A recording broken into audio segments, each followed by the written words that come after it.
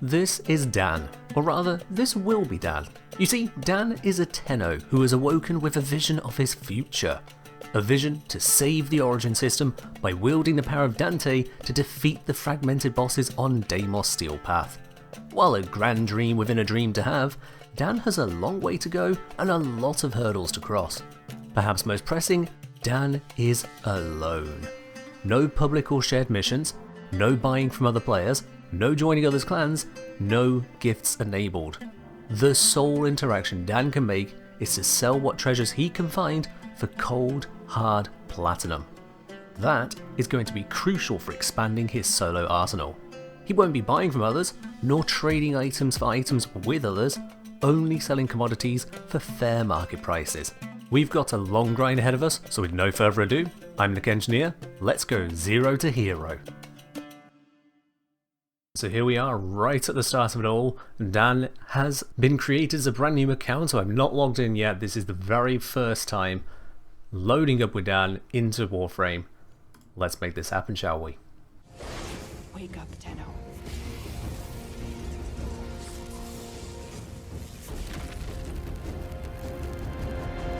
Wake up. Okay then, we are into our selection. We can choose between Excalibur, Mag, or Vault. Now there are two reasons why I'm going to make the selection I'm going to be making here today. Two reasons behind it. Number one, I'm going to be picking Vault because out of the three of them, Vault has the most well-rounded kit, I would say. We have got some speed, we have got defense, very reliable offense in fact, we have got damage, we have got support. He provides a lot of different options out of the gate which we could use without needing to get into any fancy tech. Mag becomes much better later game as you can get the mods involved to really utilize her power, and Excalibur is better early game but tends to somewhat fall off. You could still use him plenty later game, but he just hasn't got the same staying power as the other two. But Vault remains amazing right the way through. The second reason for picking Vault here is that both Excalibur and Mag can be earned from Star Chart bosses, whereas Vault can only be earned from a clan dojo. Now normally that's the other way around in consideration. That would be, hey, well you could just join a clan dojo, it'll be fine. But we can't. We can't just join a clan dojo. We're going to have to consider our resources carefully, especially when it comes to clan researches, because we are alone. So this is where we're going to start it off. I like that it continues from the cutscene. I was hoping it would. I'd never actually seen this stage. I like that it continues from the cutscene. I can't lose another Tenno. I'm surging your Warframe's power systems. There's no need for me to show the entire tutorial mission, so we'll probably just skip through the bits to where we get each of our individual weapons. Now, choose a melee weapon. I can pick from either the Skana or the bow. Shatter armor with heavy blows. I don't know if it really shatters armor. Or slay your enemies with this Agile Warrior's Blade. I mean, the Agile Blade is fun. Stealth kill taunt. So we have the choice of either Leto or Kunai. Let's go for a stealth approach. Kunai. Ah, here we go. Now we get a primary weapon, so I can go Breton or Paris. I mean, more projectile weapons for the win. Come on now. The operator is in danger? I will need a few moments to cycle the engines.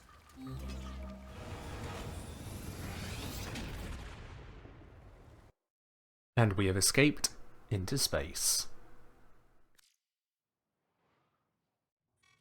Jackpot! That's what we're looking for. Currently we have absolutely no idea who this is, but you know, we'll take it. At least we get to claim our endo, I guess. Ordis hopes the operator will punish the Grineer for dismantling it. Alright then, before we get going on to that, I'm going to need to adjust the settings. As it turns out, when you switch from a main account to a brand new account, it doesn't carry over any of the settings, and I discovered there are a lot of settings which are crucial to update at the start of the game, at least from my perspective. The sensitivity is set far too high for all of the controls. I like to disable gore, we need to update which chats we have access to, and various accessibility settings in the background, including removing settings designed for controller. But let's continue. Splendid. And first things first, we need to restore ship communications. But first, you'll notice over here, 4 unread messages. What could these all be about? Ah, yes, because there have been some changes to Warframe recently, it actually triggers a bunch of bits and pieces to happen. Now, this was not exactly intended. I did intend to start this run after the release of Kome and the Five Fates. It wasn't my intention to pick up things like these extra format, but they are going to be exceptionally welcome given the nature of this challenge. And I don't consider it any kind of cheating because it is the game presenting it to us. So I will take that. 5 format, yes please. We also receive a Caliban. Now, as much as we are working our way up to Dante for the win, a Caliban to go alongside our starting vault will be very helpful to us because it means we got more Warframes, more mastery, more options to work with. Order supplied us with another bundle of former. I'm not sure what this one's for, but I will again happily take it. And Gift of the Lotus. We also receive a Dex Nikana weapon with mastery rank 8, but I believe we're still able to just use it. This is all going to give us some absolutely welcome buffs to our starting run. I will happily take that. But for now, Voltia needs to restore the ship comms. Now, we do a lot of damage with our first attack after moving for a while. This is one of the benefits of using Volt. And that damage, it used to be consumed when opening crates, but that got removed. Editing can here to say that got removed only for melee attacks. If you shoot with your primary or secondary, that will still use up the passive bonus. So we've just found a mod. It's not a very good mod, it is reload speed for pistols, but it is a mod. I don't think I'm going to be using that mod anytime soon, but we have it. Early game resources are going to be somewhat crucial to us, which is why I'm happy to pick up quite a bunch of them here. Paying a little bit more focus to them than a normal gaming session for me probably would. Also, I'm just enjoying the speed of this. Rip to that guy right there. We just got to rank up on our Skana. Very nice. With some of these lockers, you'll notice we have red lights on these. These ones we can't open just yet, but there are ways to make them openable, although most people don't actually use those. The target Now, console is nearby. we're here. If you trigger the alarms now, the enemy will start destroying data. Very helpful warning note right there. Absolutely. I just need to try and have a spot as to where they are. Because these things can turn on and off, tricking you. You gotta watch out for those. That we can walk under. These ones appear disabled. It's a very basic one. Avoid alerting enemies patrolling the vault. Now, you know the way we can do that on this vault here is right here. This sneaks up and over rather than going all the way around. We can drop in down here. Would you look at that? Normally that door would be locked. We wouldn't even risk exposing ourselves to whoever's behind the door. This allows us to sneak into the vault. You gotta look out for those little tricks. They won't even know it's gone. And now we extract. Another job well executed. Reach rank 2 of any Warframe. Would you look at that as well? We've reached a little bit more than rank 2. Picked up a whole bunch of mods as a result all the way through this. Each with their own drain, their own polarity, their own restrictions on what they can be used on, and the benefits they can provide. We can start having a look at all of those lots as soon as the game allows us. Let's install this segment. We have set up a codex. Online. I must analyze what Vors Ascaris is doing to your Warframe. The operator is now connected with other Tenno in the system. So it's interesting that they talk about other Tenno because we know there are no other Tenno. We are alone. This is all that we have. It's ourselves, the Lotus, Ordis, the ship, and we've got a long way to go. Let's continue cracking forward, shall we? And we have also picked up a new ability, Speed. It's not a cheap one, but it allows us to move quicker, to attack quicker, to reload quicker. You get a lot more XP if it is done stealthily. In this game, that is called Affinity. So we gain a lot of affinity by doing it stealthily. I'm also using my enemy radar, which is the minimap showing red triangles where the enemy are located to try and find them. That was really dumb of me. I did not do that stealthily. As I say, we can use the enemy radar to see where they're at and kill them before they notice us. However, when you get a whole group of them together, there is a limit to how much you can do. Oi! No alarms. This is the prison block. There are wardens. There are basic units. Let's see if we can take out the warden.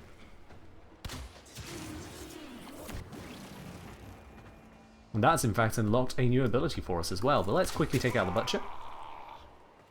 Not much effort required to kill those units. And we see there is one coming along through here.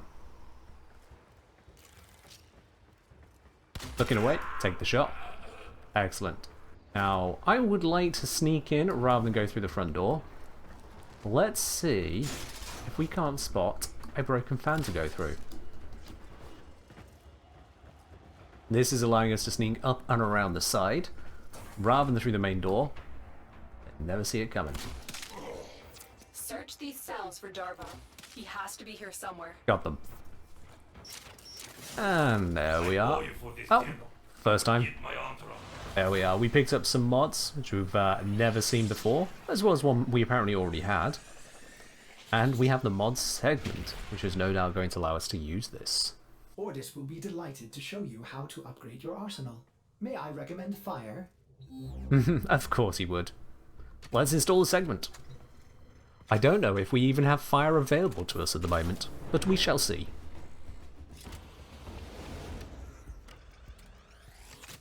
So here we have our Warframe, we have our weapons. We can, if we wanted to, swap to the next Nikana we receive for free on login as well.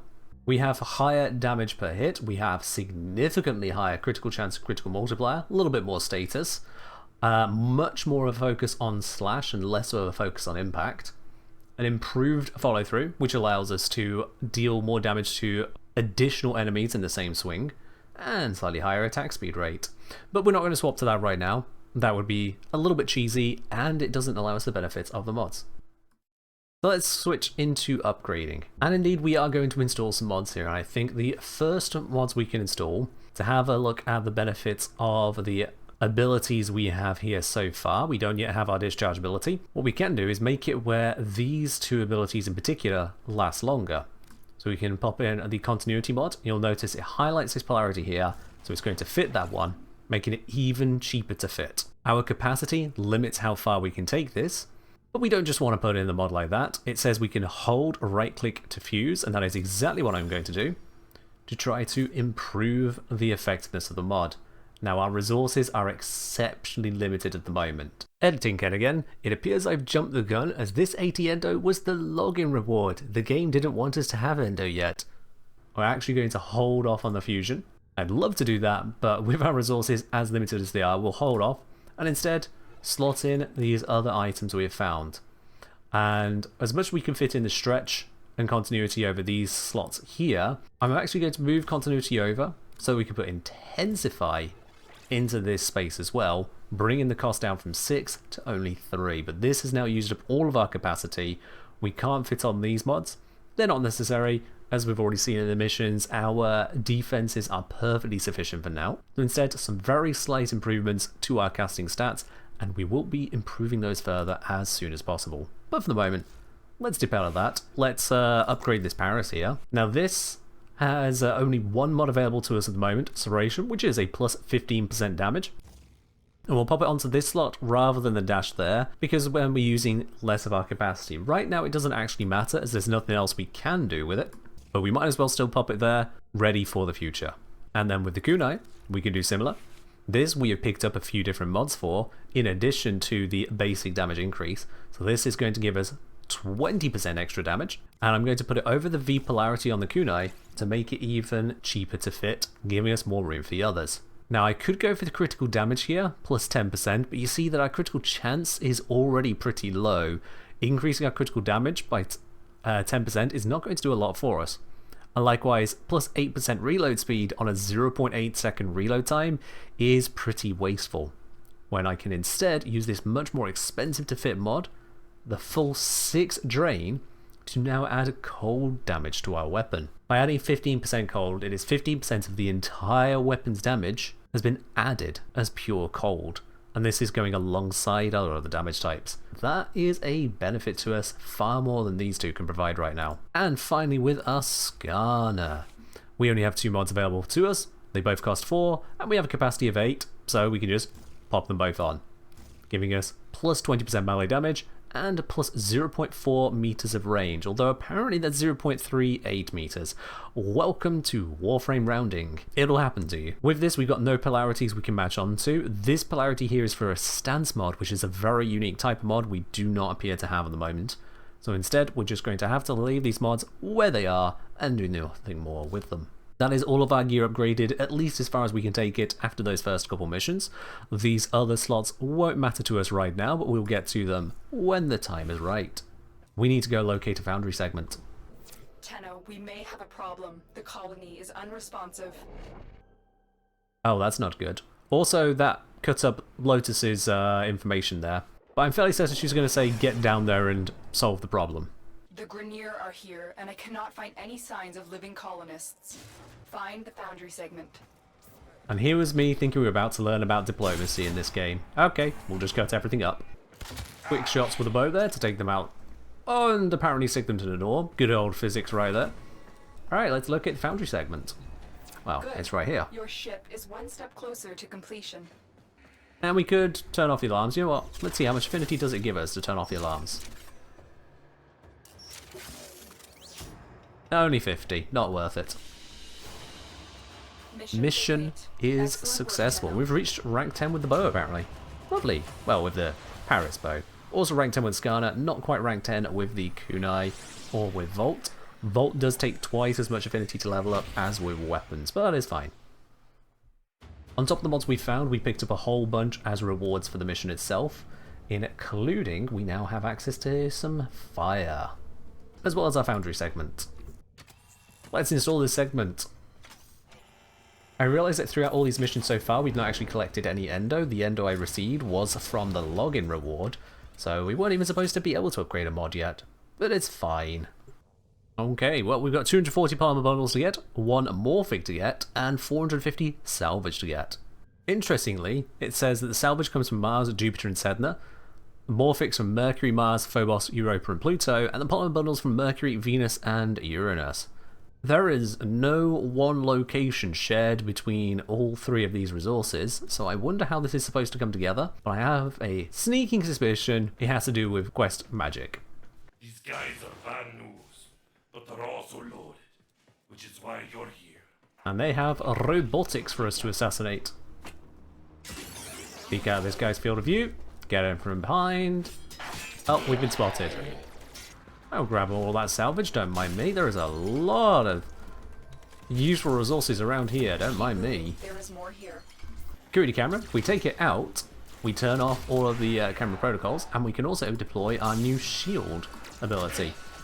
Stopping them from hitting us, allowing me to hit them even harder, if they don't jump over my shot. We can hear the lovely chime to tell us this is here, and we can grab the polymer bundles whilst we're at it. Good work. Excellent. Time for extraction. You are mine. Alright, we picked up some more mods. Enemy Sense, which isn't really the most important one these days. Flow, however, is very nice to have. Equilibrium is brilliant to have. And Fast Hands exists. Operator, do not abandon me again. Build the countermeasure. Yep, working on it. I did this for my love, my queen. Now, we could rush this for 0 plat, but it's only a few seconds. Disease. And I will die at last, at peace. Father, grandfather. Is he still talking? What do you think you're doing?